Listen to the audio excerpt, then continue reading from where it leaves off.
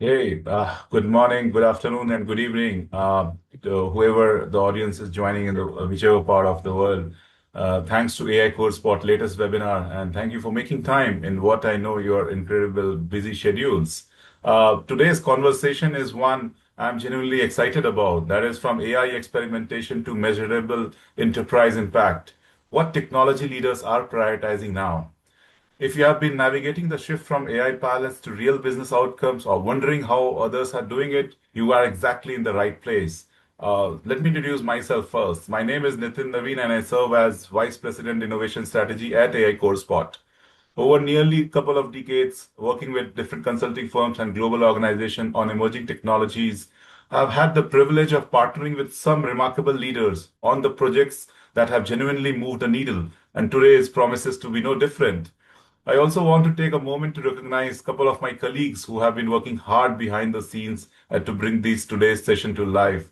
Arvind is there along with me, and we have Naveen in the back end. None of this happens without them, so thanks a lot, guys, for making this a huge success. For those of you joining us for the first time, a quick word about who we are. AI CoreSpot is a knowledge hub focused on the technologies reshaping the industries: AI, Gen AI, machine learning, robotics, IoT, and much more. Over the past 5 years, we have built a global community of professionals who share a commitment to staying ahead of the curve. Our vision is simple: to be the world's most trusted AI-driven professional community, powered by real insights from real practitioners.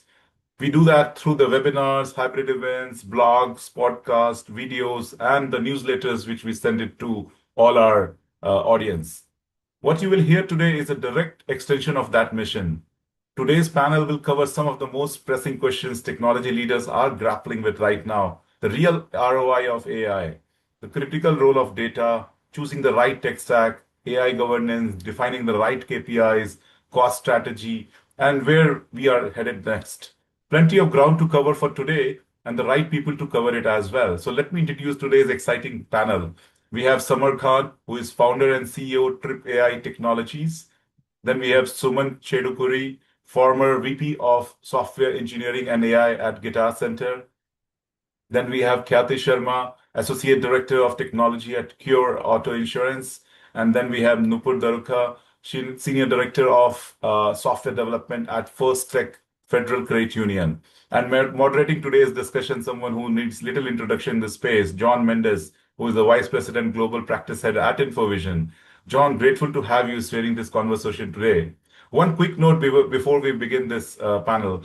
The views shared today represents the personal perspective of our speakers, and they do not reflect the positions of any organizations they are affiliated with. With that, let's go into it. John, the floor is yours. Perfect. Well, good morning and good evening, everyone, depending on where you're joining us from. Thank you so much, Nitin, and a very good morning to our esteemed panelists. We've got a great topic for our discussion today, from AI experimentation to measurable enterprise impact. What technology leaders are prioritizing now? We have an extraordinary lineup of tech experts and fellow innovators from various industries. We have leaders from the retail, the banking, the financial services, the high tech, an AI product company, and the insurance industry. A wealth of knowledge and experience between Nupur, Samar, Khyati, and Sumant, having led major product innovation, data, AI-led initiatives. I'm definitely excited to hear from them as much as the audience is. And we're going to get started off in a minute as we speak about everything from the technological advancement that's happening, from Gen AI to agentic AI towards reasoning AI and AGI, which is expected to solve complex problems at scale. I mean, from mainframe to edge computing, how this has evolved from rule-based AI to real-time decentralized systems. Data from just a few sources that we've been seeing decades ago, to the Internet of Things and the sensor data and what Summers team is doing in that space today. And also the convergence of all of these emerging technologies, the AI, agentic AI, ML, that's happening in today's digital age.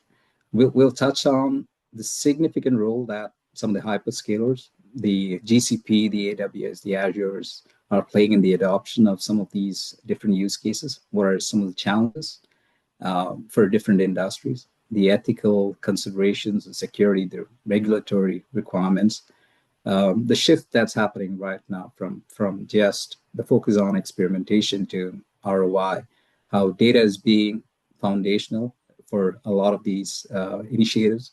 How do we scale from AI systems to and some of the challenges in that space? What are the KPIs that matter? What are some of the future trends, and what's next for enterprise AI, among some of the other topics as well. But before we get started off, just a quick housekeeping note for our audience. Please look at the Q&A chat box on your screen. If you think of a question that you have for any of the panelists, just type it in there, and we'll get it worked in towards the end, based on the time that we have left. Perfect. Will let's dive right in. There's so much of hype happening, right? So every single day, if you see something that's happening in the AI space, right?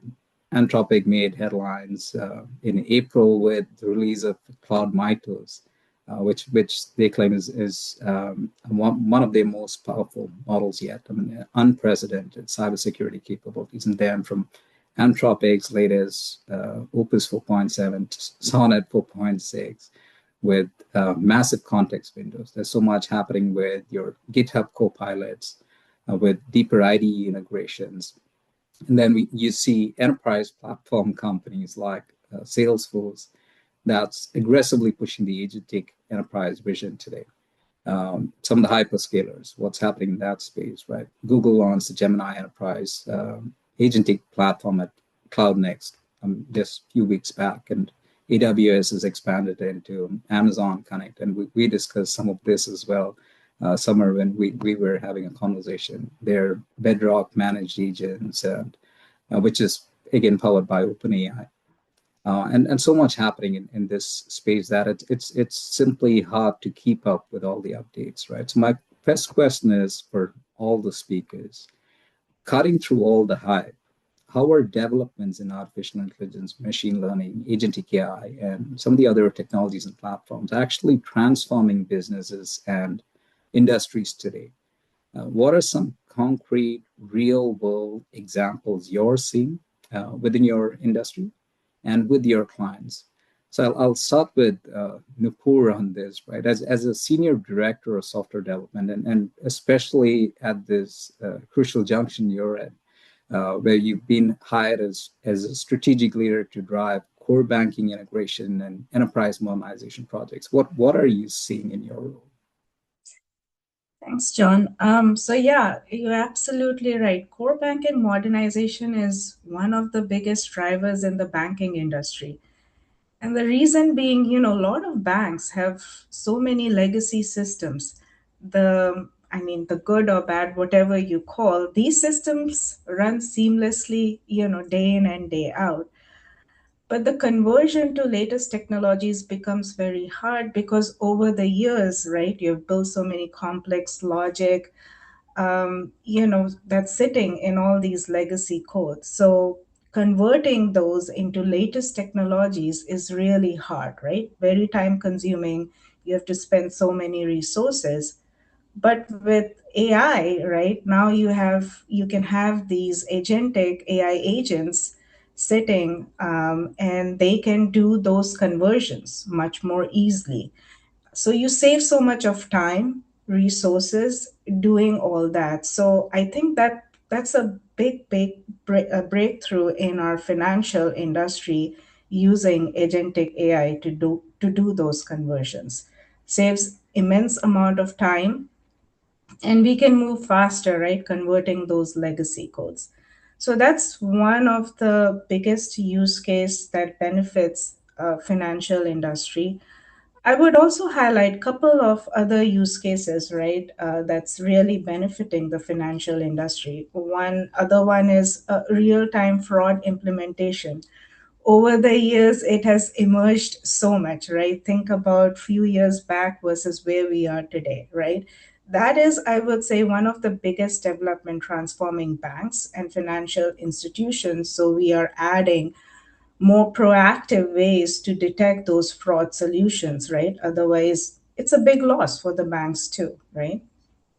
And the third use case I would highlight is automating reconciliation, compliance, and reporting. What does that mean is, automating some of the workflows that we have as part of the banks. One could be like mortgage underwriting, right? So as consumers, members fill out these forms, right? We are trying to automate, right, the underwriting and approval of these, say, auto loans. Save so much of time, good for the members. So streamlining those things is immense time saver and benefits the members too. Others could be like contact center agents, right? Trying to understand the process because you're so regulated in a financial industry. So, how you can simplify and automate some of these things so it becomes easier for these agents. So, I would say these are some of the major use cases that today's, financial industries are using, for their day-to-day work. That's all I have to say on the financial side of things. Thank you, Nupur. I mean, so code conversion, fraud implementation, automating reconciliation. That's perfect. And what about you, Kathy? What are you seeing in your industry? It was really great to hear from the banking perspective because in insurance as well, AI and machine learning are transforming the industry across the entire value chain, starting from underwriting and pricing to claims. We do have fraud detections, customer service, document processing, and internal operations. So it's kind of go hand in hand. Uh, Until last year, a lot of AI conversations were just centered around experimentation, chatbots, automation pilots, predictive models, or proof of concept. Now the conversations are very mature. Like everybody is asking, what business problems are we solving? Can we measure the value? Can we govern it? Can we scale it safely? So, in insurance specifically, AI is being used to improve claims, identify fraud patterns, automate document intake, summarize customer interactions, because there are a lot many call centers where people are interacting with customers. We have so many information being into insurance industry, assist underwriters and improve retention modeling. For example, instead of manually reviewing large volumes of claim documents or call transcripts, AI can help summarize key information, flag any kind of anomalies, and route work to the right team faster. And if insurance is also considering agentic AI, it's the next evolution. Instead of only generating content or answering questions, agentic systems can take actions across workflows. For example, gathering data from multiple systems, preparing a claim summary, identifying missing documentation, and recommending the next step. So this is something a person from insurance industry is looking forward to. But in insurance, there is one more thing. That type of automation needs strong guardrails because decisions can directly impact customers. They can directly impact compliance, our financial outcomes. So it's very critical to take care of all the guardrails when onboarding any agentic AI or any kind of automations, which is like uh, having a background with machine learning. Thank you, Kathy. And then you touched on a very important point over there, right? And I'm Mhm. sure this would be more applicable for Nupur and for you, especially Mm-hmm. considering the large volume of data that you're handling and the PII data, the compliance laws, the state-wise regulations, everything else. I mean, would someone love to double click on that later in the conversation? But I'd love to hear from Sumant and then from Summer as well on what they're seeing in their industries. Sure. So let me, Yeah, well, it's all right, some go of ahead. the things. Sorry, some of the things, at least from my perspective, from the retailer's perspective, is that profit margins are always an issue. Trying to increase profit margins in the industry, And one of the things that we always look for is whether it's productivity gains by reducing the amount of hours that employees spend on operational activities that could be used for other things. So being able to automate any of the repetitive tasks, things that, maybe could be automated and potentially have a human oversee later for any decisions and figure out, if there are any issues. So we, have automations around inventory discrepancy detection, agents that very much look for the movement of inventory and see if there are any discrepancies with certain categories and flag them for, loss prevention to take care of them. That is one thing. Another one is, um, I guess it's a combination of ML as well as AI. So we do have our history of all of the sales data. We have history of all of the, I guess, marketing campaigns and things like that that the retail industry generally does. So we trained our proprietary models to be able to kind of figure out the demand for every single month of the year to understand what categories might sell more so that we can stock them based on those different marketing campaigns, different seasonalities, things like that. So that's the ML component, but the AI component of it is we have agents that look at all of this data. Each agent has different, I guess, targets where they're looking for certain outcomes. Some agents are looking to reduce the amount of inventory that the company is, I guess, carries at any given point of time. Some agents are looking to increase sales, so they each have their own outcomes and objectives that they're looking to achieve. And these agents all work together with I guess a main agent that pretty much is able to create the task for each individual agent and look at the decisions and outcomes that come out of each of these different agents. So that was another big task that I can think of. Perfect. Thank you, Sumant. I mean, especially in the retail industry, there's so much happening as well, right? And with the profit margins that sometimes the retail industry is working towards, it's very important to tie a lot of these back into actual ROI as well. And we'll certainly speak about that later in the conversation as well. But I'd like to hear from Summer. I mean, so this is when what your team is doing is slightly very different, right? So I mean, as a startup CEO, and especially being so involved with a lot of the alliances, and you and I, we are part of some of the groups as well. And outside of that, I know you were on the AI 75 list and now Texas Leaders list and all of that as well, right? So what are you seeing in this space? So in the aviation and travel, that I'll kind of share a few use cases that we are solving and what the industry is evolving. What we are seeing with the current fuel crisis, one of the biggest things that we are seeing, how can AI help airlines reduce fuel costs, right? Fuel is getting expensive, right? Over the next year and a half, fuel will continue to be expensive as jet fuel. So how can AI solve?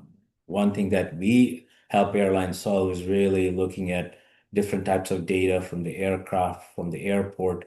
And our business outcome really is how can we help airlines solve or save $5 to $10 per flight doing different things. So that's a very direct use case every airline is looking at.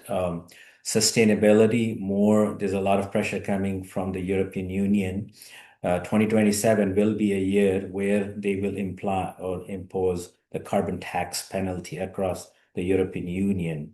So if you're doing any work or any products are getting shipped to European Union, you will have to pay 2% of carbon tax. So that's where AI can help, mostly from monitoring the carbon emissions, compliance of carbon emissions, and then prediction of carbon emissions.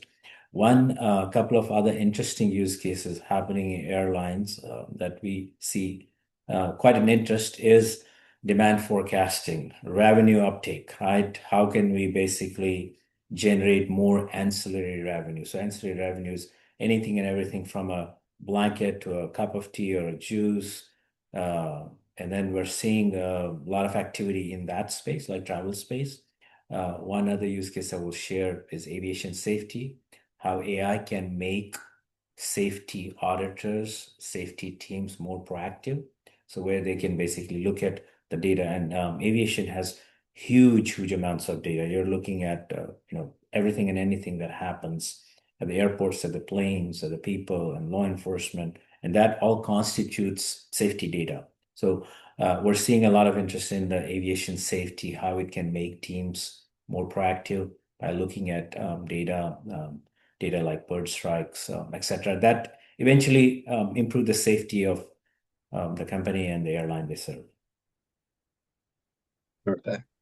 Thank you, Samar. So I have a follow-on question, right? And this is to all the panelists, and then no specific order. Go as you feel right. So what's changed in how leaders evaluate AI investments today, right? And how are organizations defining measurable impact? Is it a focus on cost savings? Is it revenue lift? Is it productivity, risk reduction, or any other aspects? So I can go first. In the airline space, I can say cost savings, revenue uplift, right? So what else can AI do to reduce my cost? And that could be operational efficiency. That could be how do we automate a lot of these agent? How do we automate a lot of the operational efficiency things? Eventually, that leads to reduced cost, increased productivity, and then everything and anything where you can increase revenue for an airline or a travel agency. Perfect. Perfect. Yeah, I agree with what Samar was saying. So when we rolled out, I guess, our OpenAI pilot to the enterprise over 15,000 employees a couple of years ago, we were looking at daily active users, monthly active users, things like that. But things have changed quite a bit since then. Now it's more understanding, not just that people are using it, but what are they using it for? How much value are we getting out of each of the licenses? But also all the other use cases that we implemented. The primary driver behind them is obviously the bottom line. So we have multiple pilots that are purely based on how many hours are we saving for each department based on each of those solutions. So we track those, how much time it was taking before for performing certain tasks during the month-end closing process or various other areas, and how much time is it taking now after implementing the solutions, as well as we do have some solutions where we are pretty much looking at how effective they are with either increasing the revenue or reducing, I guess, operational hours so we can improve the profit margins. Perfect. Thank you, Sunil. Please go ahead. I wanted to add that, it's all whatever both of them have said, right? Revenue lift, cost to serve across all industries.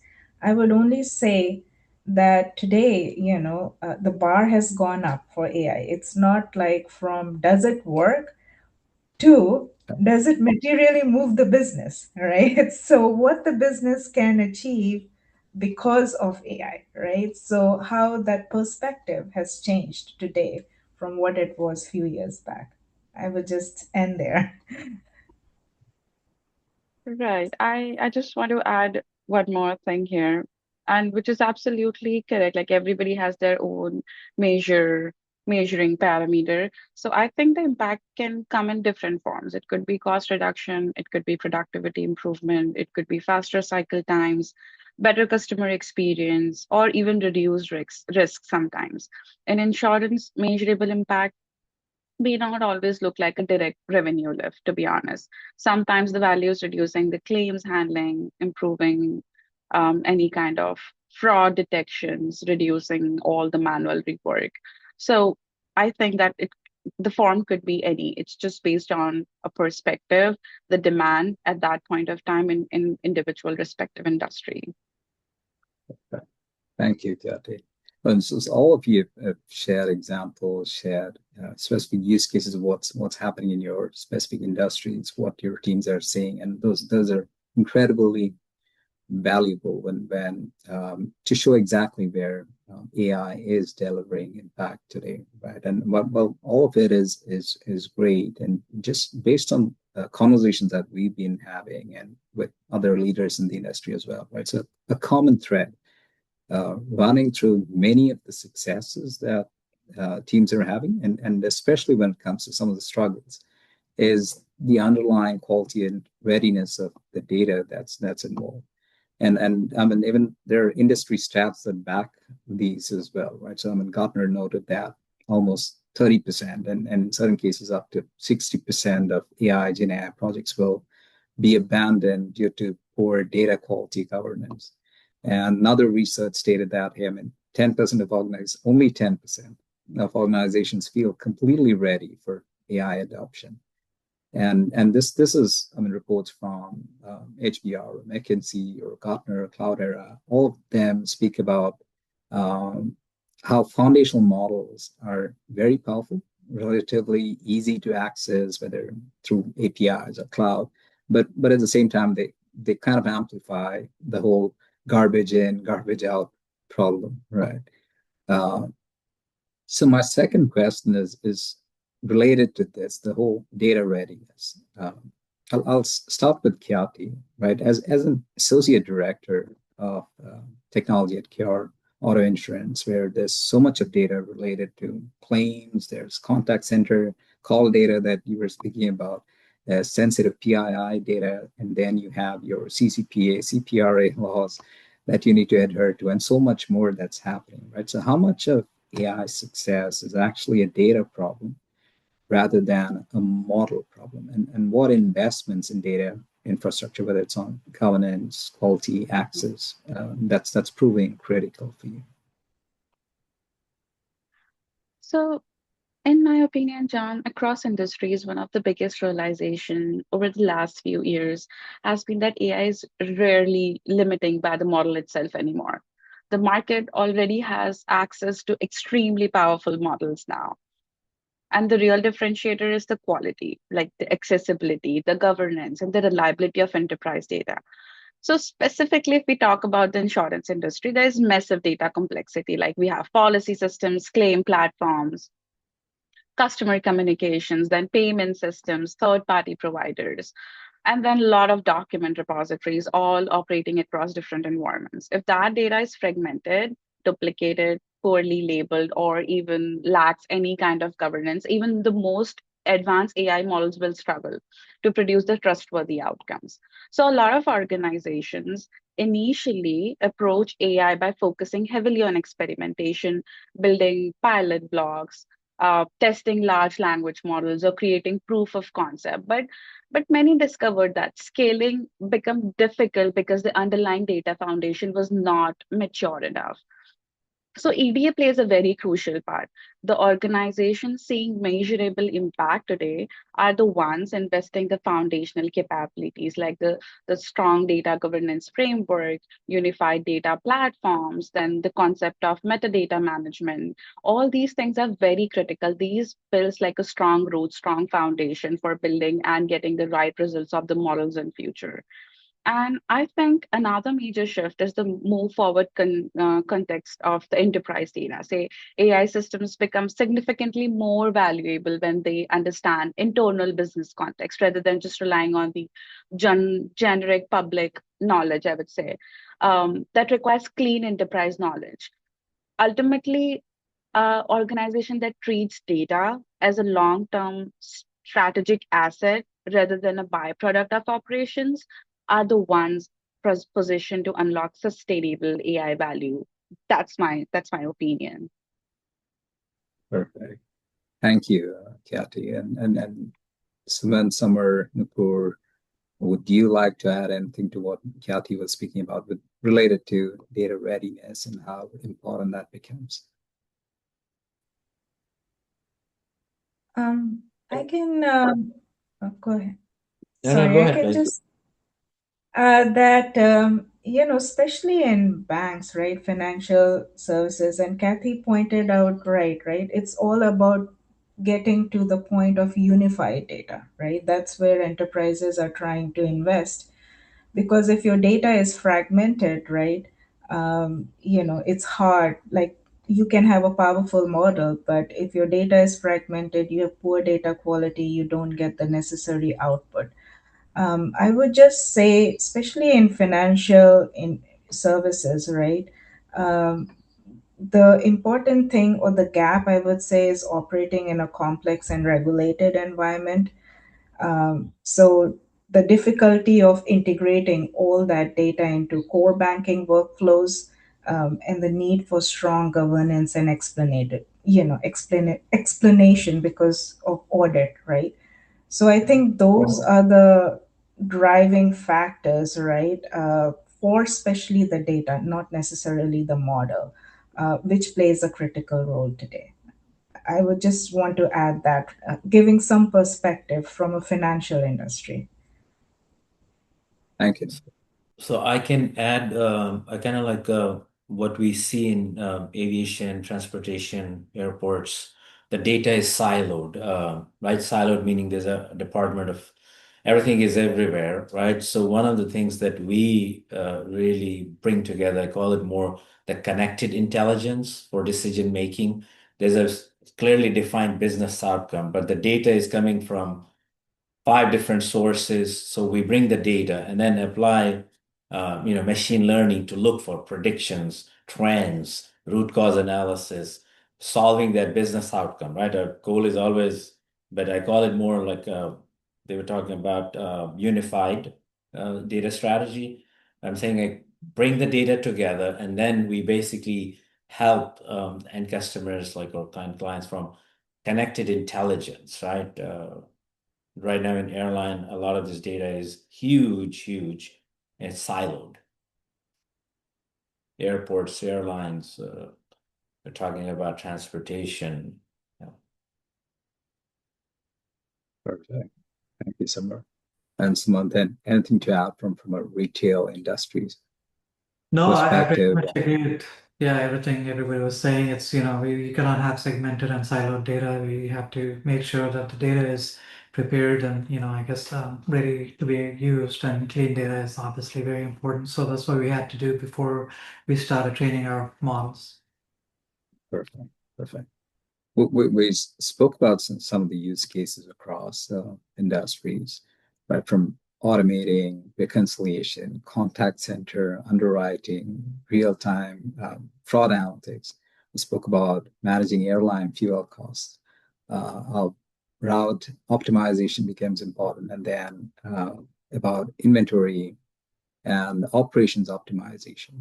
I mean, Kathy would be speaking about some of the AI call routing, transcription, all the work that's happening in that space as well. But outside of this, there are so many other use cases that are there as well, right? From cashless checkout stores to conversational commerce. There's so much happening on new product development, back office automation, hyper personalization, just agentic SDLC efficiencies there, AI ops and others.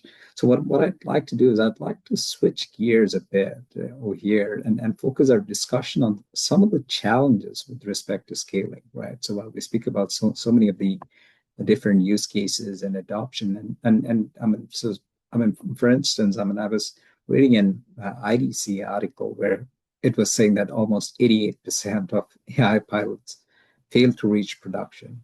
And MIT reported just not very long ago, that 95% of Gen AI pilots deliver little to no measurable business impact. So my next question is about scaling AI systems, right, from POCs to production. And I'll start with Sumant on this, right, from your recent role as Vice President of Software Engineering and AI with Guitar Center, where you were responsible for the whole tech portfolio, supporting corporate functions across merchandising, finance, accounting, supply chain, and also the prior role with Pet Supplies as the director, where you were heading the whole business applications team across 700 stores, right? So, what are some of the biggest barriers that you feel are present in moving from a proof of concept, a proof of value, to taking some of these initiatives into actual production? And what does the mature AI tech stack look like today? I'll answer the second question first, related to what does mature AI stack look like today. So when we started, I guess, agentic AI journey a couple of years ago, we pretty much had, most of the agents we created and everything we were doing, they were just Python scripts running, between different agents that were, I guess, exchanging the context, giving the context to the other agents and things like that. Now it's a lot more mature. There's LangGraph, LangChain that, can help with the model orchestration, that can help with the definition of every single agent, what their outcomes are, what their purpose is, things like that. So it's a lot more mature at this point. But one thing I would add is the way I see at least the mature AI tech stack is that, how are you making sure that you have observability?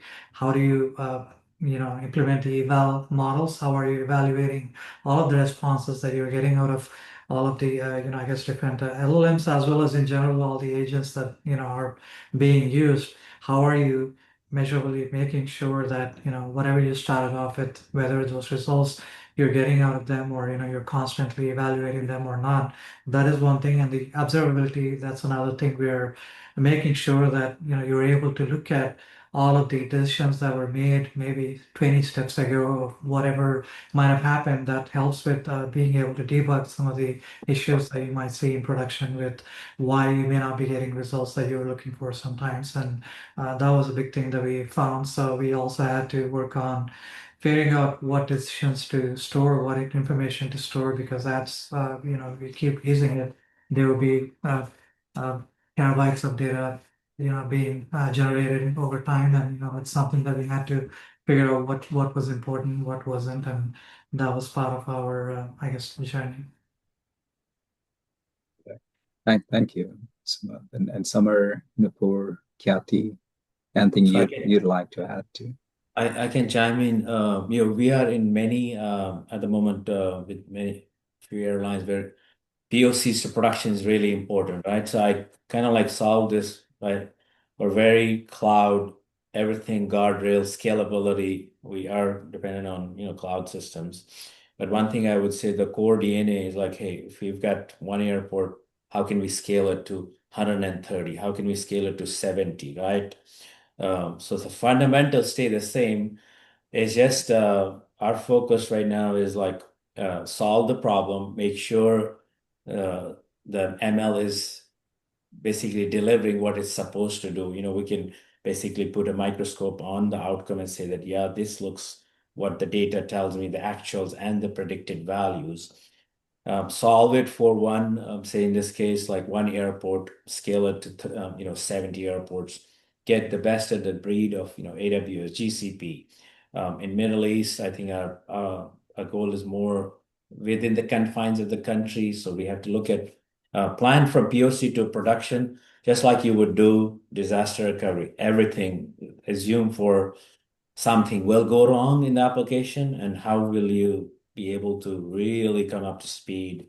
And we're always planning for, when we have to work on this POC to production, we look at airlines, high throughput. There's millions of users in the system. What can go wrong? Rather than, like AI model doing this or do that. That's kind of right how our approach is. Plan for the something will go wrong, and how can you scale it quickly and come out of the problems. Perfect. For Khyati, and anything that you'd like to add as well? I would just like to add one thing, that I think that the only thing that we see as a barrier is because POCs are usually built in isolations. We don't talk when we are building POCs, we don't talk about how we are going to go to production. And production requires a lot of proof to reliability, adoption. And adoption requires not just IT, you need people from all the departments, you need business users, you need your data team, you need the compliance and security, and of course the leadership. So POC proves possibility, but production proves reliability, governance, adoption, and the measurable value of the solution.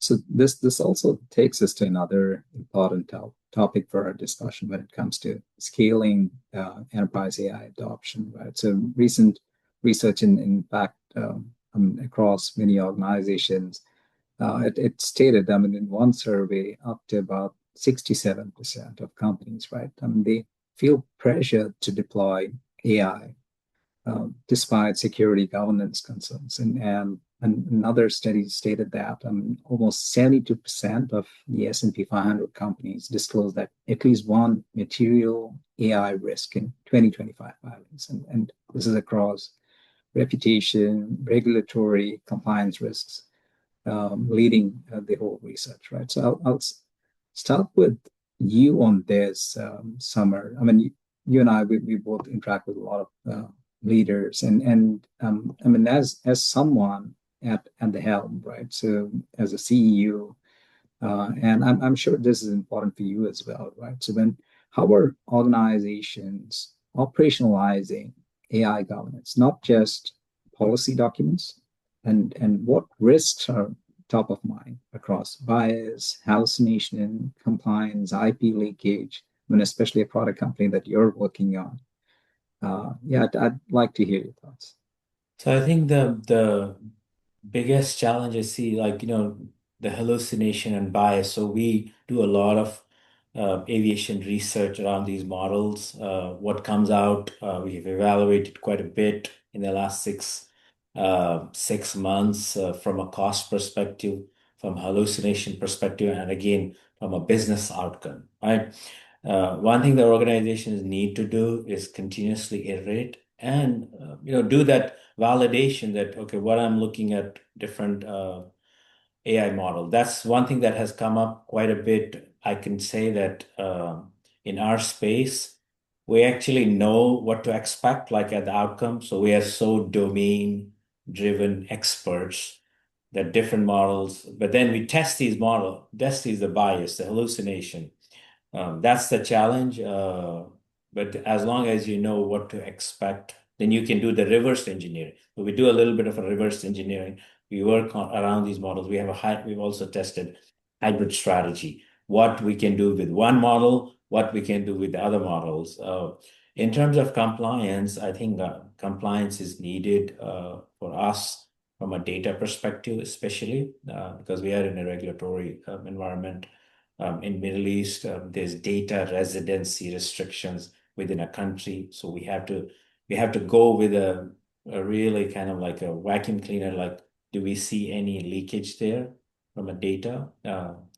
That's kind of like that's from my perspective, compliance. Then we also work with in the safety space with IATA international regulations, like United Nations as an aviation organization, ICAO. So we have to basically look at what do they recommend? Are we basically fully complying with the international standards?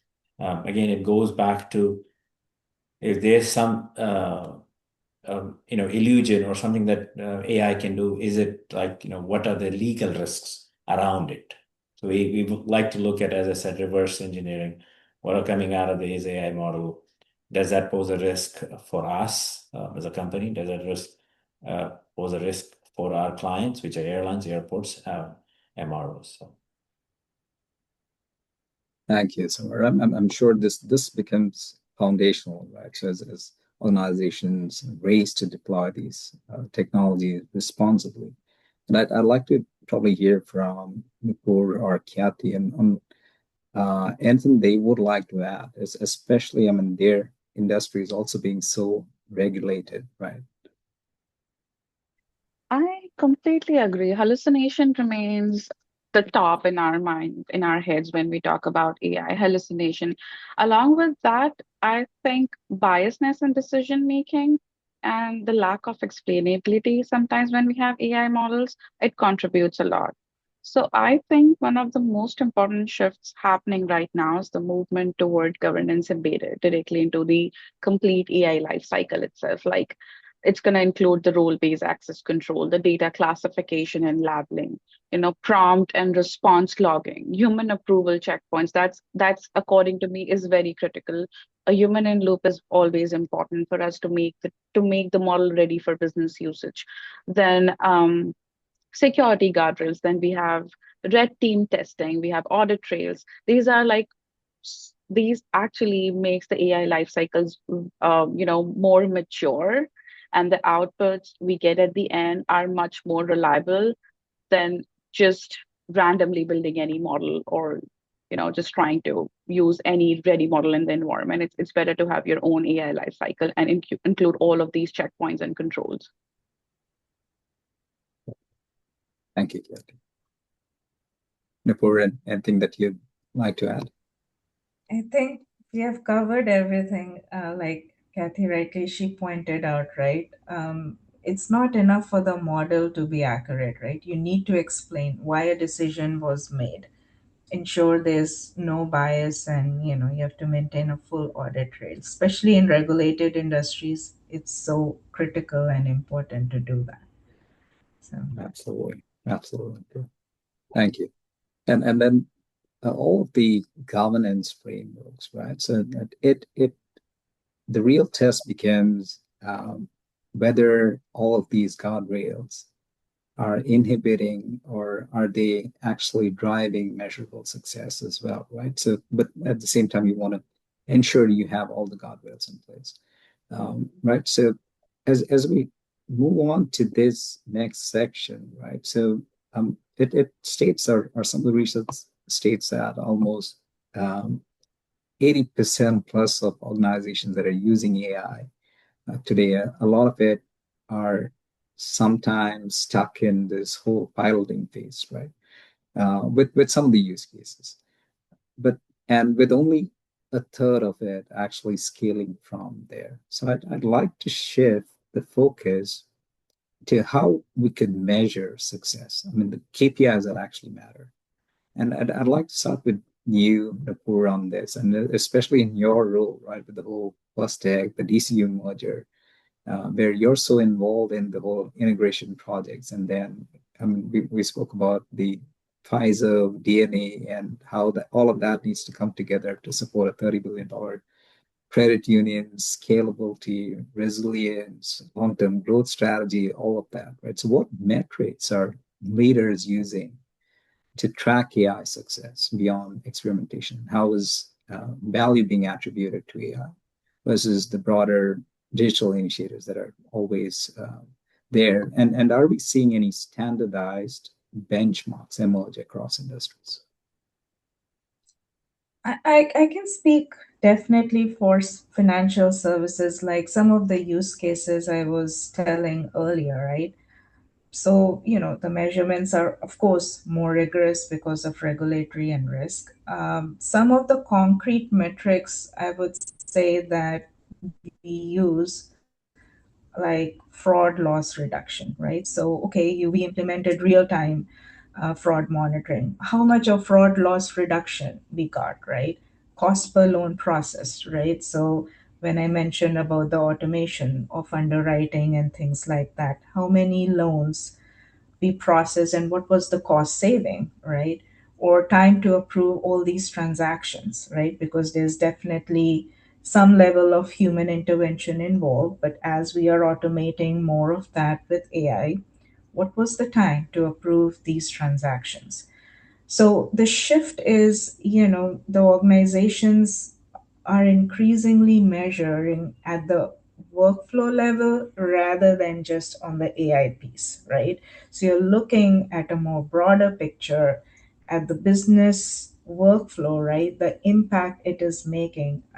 And that's the benchmark that, we are trying to use more rather than just being the AI piece, right? Yes, AI is part of the system, and that's the shift, right, that we are making. And, that's where the benchmarking is shifting more from a workflow point of view rather than, a small AI component.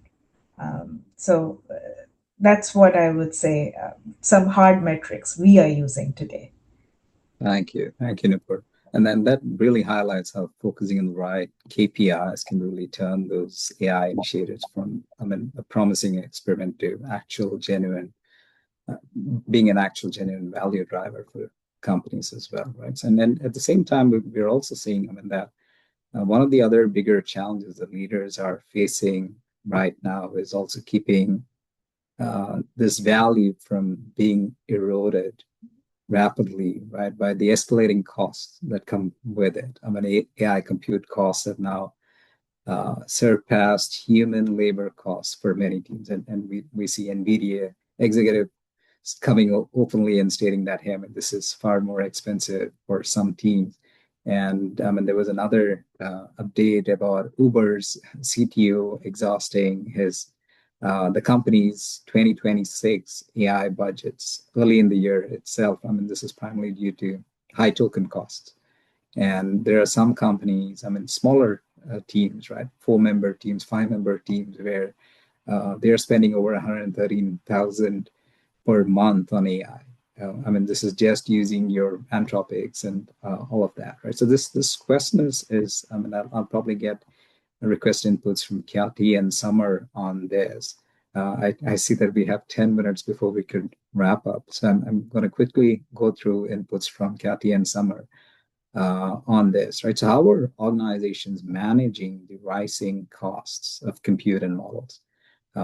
Also touch on the role of open source versus proprietary models, right? So in cost control. So yeah, please go ahead, Kathy. I think cost management is becoming a major leadership topic because AI costs can grow quickly if organizations do not manage usage, model selection, infrastructure. So, not every use case needs the largest or most expensive model. Some use cases can be solved with traditional machine learning, smaller language models, retrieval based systems, or open source models. We have bunch of open source models in the market right now. For highly sensitive or specialized use case, open source or private models may provide more control, but they also require internal expertise, internal infrastructure monitoring, and security controls. But proprietary models can be faster to adopt and may offer offer strong performance, but organizations need to manage licensing, data protections, and vendor dependency. So all of them actually contribute a lot to when you look at the ROI, when you look at the cost management model.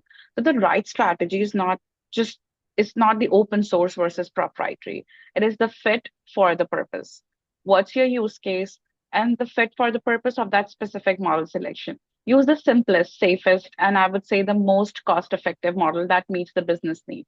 But because of the AI boom, we have lot many competition. We have like lot many people who are learning and adapting to it every single day. AI cost control, I think, can start with matching the model to the use case. We should not use a premium model for a problem that rules the engine. Traditional machine learning model or a small model can solve it as well. So I think the cost control practices can be set the usage limits, monitor token, API consumption, AI procurement, these kind of things, and also avoid duplicate tools. I have seen multiple people using this, just different tools, but serving the same purpose. And also at the end, I would just like to add here is like a tracker to track down cost per workflow, not just the total AI span, not the whole holistic expenditure, but like the proper tracker per workflow or per use case. I'll quickly chime in here.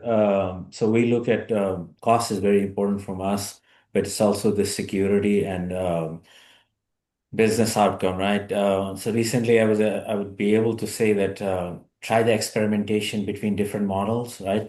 Run the same workflows iteratively. There's Claude, there's which we found out that we can use other models for simple SQL generation or SQL type answers. We don't need Claude. Claude is good for certain things, but there are other models like Mistral and all. So have a hybrid strategy. That seems to be like my answer to how you can manage the cost, but don't let the cost manage. Like if you need to go through one model because you're in a regulatory, you got to stick with that because the quality and especially the security is important. Go within the confines of, like say, AWS, GCP, and then try to do a little bit more experimentation, running the same workflows.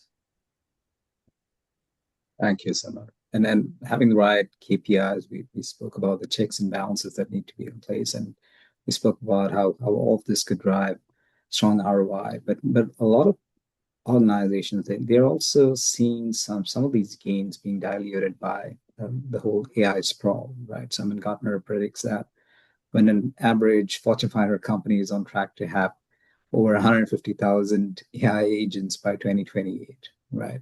And this was probably at 15 just a few years ago. So how I'd like to hear your views on this, Sumant and Nupur, right? So how do you prevent AI sprawl across the enterprise?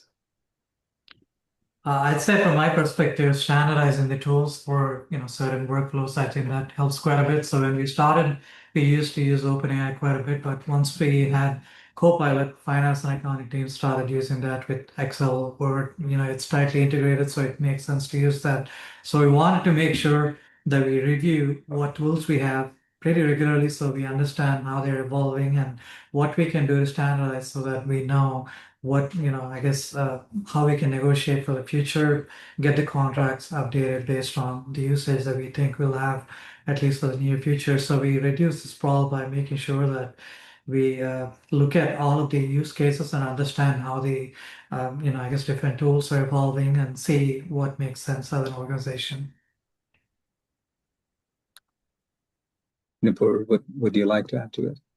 I just want to add only one thing, is, also investing in like centralized platform, and we covered a little bit earlier on some of that. So, then you have like platform, if you have a centralized, you're making sure it's consistent, you have a true foundation that you're building on top of it.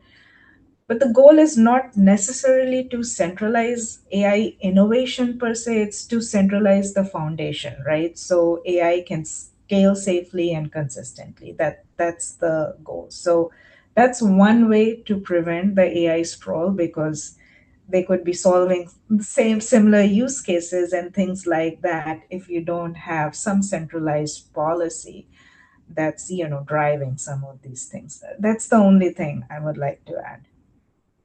Thank you, Nupur. And as we look ahead, I mean, just like the two of you mentioned as well, a lot of these companies that are successfully managing all of this are definitely going to be better positioned to pull ahead as well. And then this is confirmed by, or at least a lot of the other companies like the McKinseys and the PwCs, the BCGs state that in the next 2 to 3 years, there's going to be a clear divide between the leaders, the AI leaders, and the laggards, and the gap is expected to widen significantly as well, right? So I'd like to hear from Summer and then Sumant on this, right? So with respect to the road ahead, what will differentiate AI leaders from laggards over the next 2 to 3 years?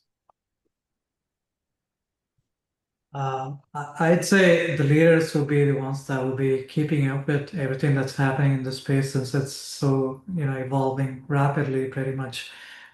People that are keeping up with all of this and are also able to use it in personal life, anything related to AI that they're using in their personal life that maybe helps keeping up with a lot of this stuff that would differentiate the leaders, but also leaders that are helping their teams upskill and make sure that they are able to adopt and they're able to I guess innovate. That will be the bigger differentiator, I think. So I'll kind Thank you. of share supporting words. Leaders who will differentiate are clearly who think like AI first strategy, data. So whatever their data they are surrounded, or whatever their data want to be surrounded, how can they apply to solve a business problem, right?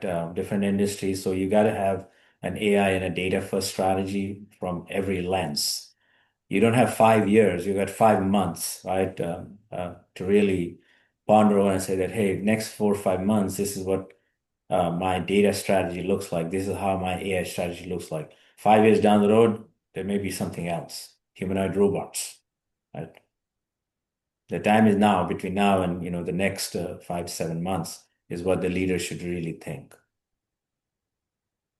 Thank you, Samar. And then while we're on the topic, and we discussed about this during our previous conversations as well, but so I have a question related to individuals getting started in the technology space, right? So I mean, we hear about so much that's happening. There are entry-level jobs calling for AI skills, nearly doubling year over year. And I mean, we're hearing about evolving engineering roles from agentic AI engineer to agent architects and platform engineers, context engineers. ML ops and AI solution architects, all of that. My question is for to Kathy and Nupur, as a leader in the tech space, any parting words of wisdom to individuals who are starting their careers in tech space and they want to thrive in this ever-changing landscape? I think I think my advice would be stay curious, but stay grounded. Technology changes very quickly. That's what even Summer mentioned, that we want to see things in like next 5 months. We don't have 5 years. Today we are talking about AI, machine learning, automation, cloud. Tomorrow the tools will continue to evolve, but the people who succeed are not just the ones who know the newest tool. They are the ones who understand business problems, who communicates clearly, learn continuously, and can connect technology to real outcomes. I would also say, like early career professionals, not to limit themselves to one narrow area too early. Build a strong foundation in data, understand security, understand cloud, understand the business you are working into, which industry you are working currently. Understanding just technology won't last you for long. You have to understand what it is solving at the end. Learn how systems connect, learn how decisions are being made, learn how to ask good questions, and finally be comfortable with change. In technology, your ability to learn as well as unlearn and adapt will just as important as your technical skills. Thank you, Kathy. Nupur? I think Kathy covered most and everything. Only last parting words I would add is, look, the fundamentals of problem solving will never change, right? Technologies would evolve, things will change, but the fundamentals will never change. So Mhm. work on those problem solving skills, and like Kathy said, technologies keep changing. But the ability that you have, how you break down problem, how you think about systems, how you understand the trade-offs, that will always stay relevant, right? And yes, AI is there, but AI won't replace technologists, right? The differentiating factor is technologists who use AI effectively, right?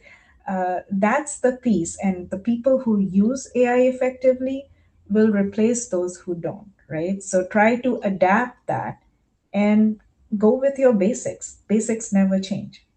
Absolutely agree. Yes. Basics never change. Well, thank you, Nupur, Kathy, Samar, Sumant, for the great insights, perspectives. I know we are 3 minutes over scheduled time, but I'm sure the audience enjoyed the conversation, the perspectives shared just as much as I did. I'm going to turn it back over to Nitin from the AI Course Park team to wrap things up. Thank you, John. Thank you for steering today's discussion with such clarity and the skill. That's not an easy job with a panel this sharp. And to Summer, Sumant, Kathy, Nupur, thank you. The use cases, the depth you brought to every question made this session genuinely valuable. And I know our audience will be leaving with a lot to think about. Today's session was also broadcasted live on LinkedIn Live, so do share it with anyone in your network who found it useful. If someone who have joined late and the audience who have joined was still with us and weren't able to recall or catch every moment, you would like to revisit the conversation, the recording will be available shortly on our YouTube channel, and we'll keep you posted on the same as well. This is just one of many conversations we have lined up. Later this year, we'll be exploring innovations across banking, financial, insurance, telecom, retail, media, healthcare, supply chain, manufacturing, and there are something ahead for everyone. So stay connected through our website and social channels so that you don't miss out what's coming. A sincere thanks to our knowledge and innovation partner InfoVision and our technology partner Digit7. Their support makes events like this possible. If you'd like to explore what InfoVision is building in this space, you can always visit them at infovision.com. Thank you everyone for being here today. Your time and engagement means everything to us. We look forward to seeing you at our next session. Until then, take care and have a great rest of your day. Thank you. Thank you. Bye. Thank